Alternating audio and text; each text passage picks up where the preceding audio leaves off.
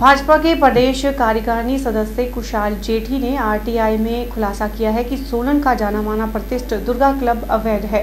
जेठी की मांग है कि एचपीसी और बाबा रामदेव की जमीन की तर्ज पर क्लब की जमीन पर भी कार्रवाई की जानी चाहिए। जेठी ने कहा है कि जिला के उच्च अधिकारी क्लब के सदस्य हैं, इसीलिए आरटीआई में सूचना लेने के लिए भी भारी मुशक्कत करनी पड़ती है, लेकिन वह अब पीछे नहीं हटने वाले हैं और करोड़ों की जमीन जिस पर क्लब का कोई भी अधिकार नहीं है उसे वह जनता के लिए जरूर हासिल करेंगे, ताकि इस 3000 स्क्वायर मीटर की जमीन पर पार्किंग या अस्पताल बनाया जा सके। जेठी ने कहा है कि दुर्गा क्लब द्वारा ये कहा जा रहा है कि उनका 1939 से लेकर इस पर कब्जा है, लेकिन 1950 में दुर्गा क्लब के मैदान में 15 अगस्त और 26 जनवरी मनाई जाती रही है, और जब एक भूमि जिस पर इसका कोई भी अधिकार नहीं है तो इन्हें यह भूमि वापस लेनी चाहिए।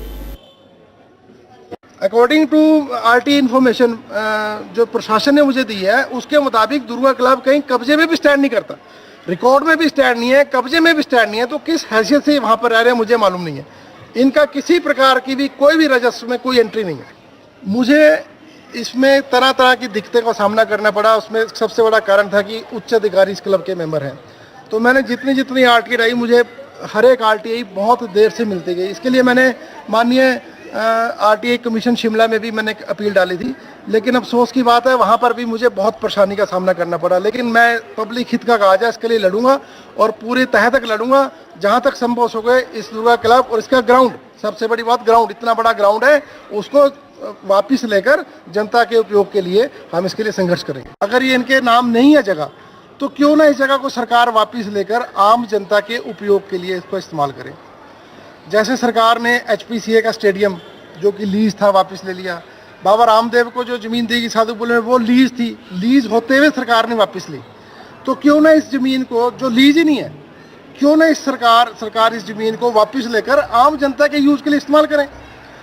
जहाँ तक दुर्गा क्लब की बात रही, उनका ये वर्षन आया था कि 1939 से हमारा कब्जा है, लेकिन ये किस कागज से साबित होता है कि 1939 से उनका कब्जा है। और 50 के पीरियड में तो 15 अगस्त और 26 जनवरी इसी ग्राउंड में मनाया जाता था। लेकिन 2002 में दुर्गा क्लब के लोगों ने एक अवैध निर्माण किया। अवैध निर्माण करने के बाद ग्राउंड को भी ताला लगा दिया। उस ग्राउंड में अब आम आदमी का जाना बिल्कुल बंद किया हुआ इन्होंने कि 12 रुपये साल कौन चार्ज कर रहा है। जो जिस अधिकारी ने 12 रुपये साल दुर्गा क्लब से चार्ज किए लीज मनी, उसके खिलाफ क्रिमिनल एफआईआर दर्ज की जाए, उसके खिलाफ डिपार्टमेंटल इंक्वायरी की जाए। जेठी ने अफसोस जताते हुए कहा है कि हाल ही में मुख्यमंत्री हिमाचल ने इस क्लब में लोन टेनिस कोर्ट का उद्घाटन किया था, लेकिन उन्हें क्या पता था कि जिस क्लब में वह सहायता राशि दे रहे हैं वह भी अवैध है। मुझे बड़ा अजीब सा लगा एक विषय। पिछले दिनों सीएम माननीय मुख्यमंत्री जी सोलन आए थे और वो दुर्गा क्लब में एक टेनिस कोर्ट का उद्घाटन करने के लिए थे, और वहाँ पर जो मैंने अखबारों में पढ़ा कि माननीय मुख्यमंत्री महोदय ने कहा कि सोलन में बहुत अवैध निर्माण बने हैं, उसके खिलाफ कार्रवाई की जानी चाहिए।